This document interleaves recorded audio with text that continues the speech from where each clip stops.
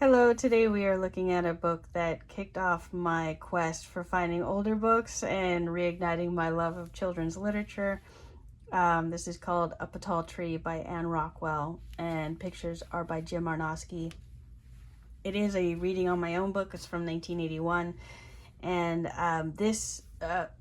I generally was not going back into the past at the time when I found this. I was not going into the past to read books. I was more getting out the latest books that were being published, and I just over a couple of years started to get very discouraged by the books that were coming out. They were pretty boring. I wasn't seeing character development. I half the time couldn't even figure out what the book was trying to say.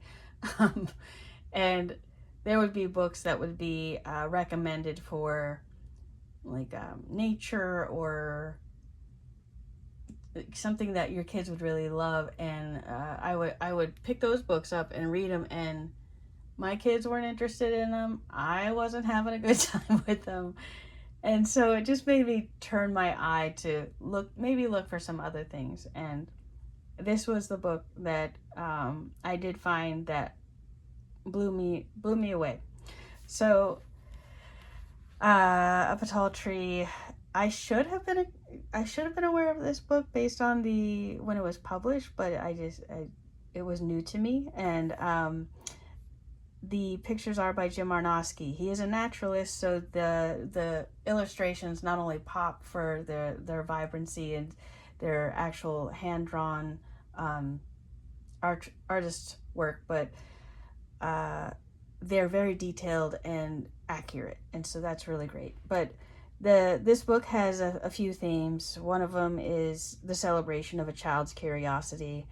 We can see here the cover. The boy here is just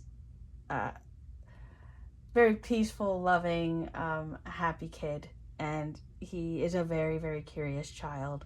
And so it's a celebration of that. It's a celebration of being your own person. So in this book, we'll find out that he is very different from his parents, or ends up being very different from them, which initially causes a conflict and then is ultimately celebrated. So, and then for any kind of nature lover, so Waldorf families, homeschool, kids who love nature in general, this is a great book to have them read.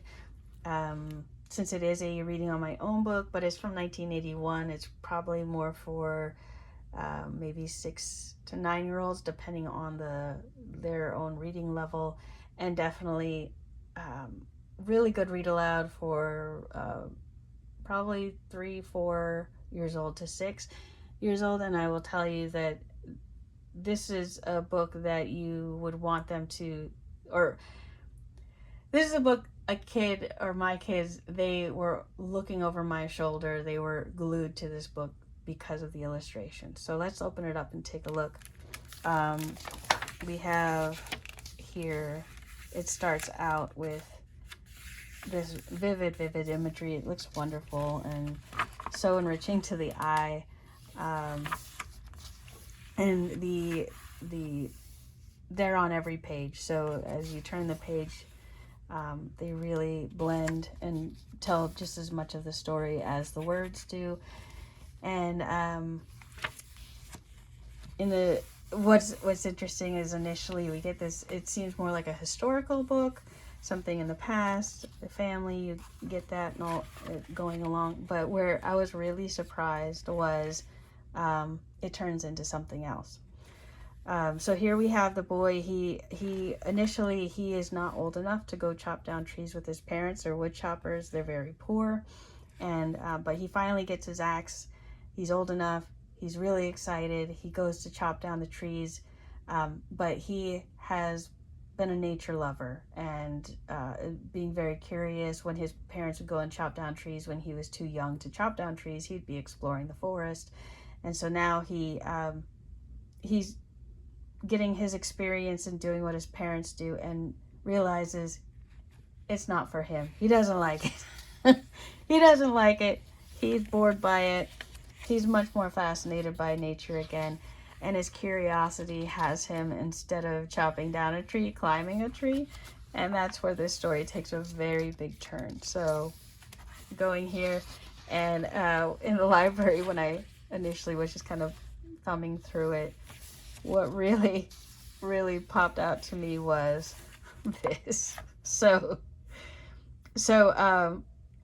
yeah, what is this in the middle of this nature book? So I loved it. So yeah, so it ends up becoming more of a fantasy book, and magical. There's magic in it, and there's also this level of suspense, because as you're going along, you don't know if this creature is going to be good or bad. And we have our character here who he has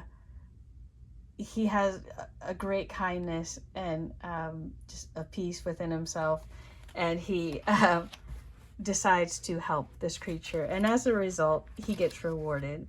And so he gets to eventually follow his heart, and his parents do accept that in him, and they celebrate that with him later.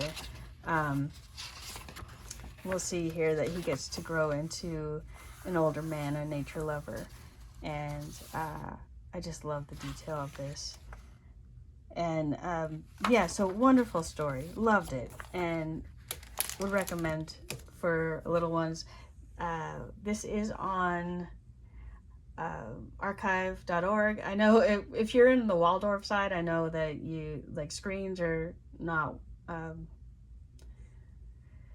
screens are best to be avoided, so I get that. But if you wanted to take a look at it yourself, you could also, that's a place where it's free, so you can just check it out there.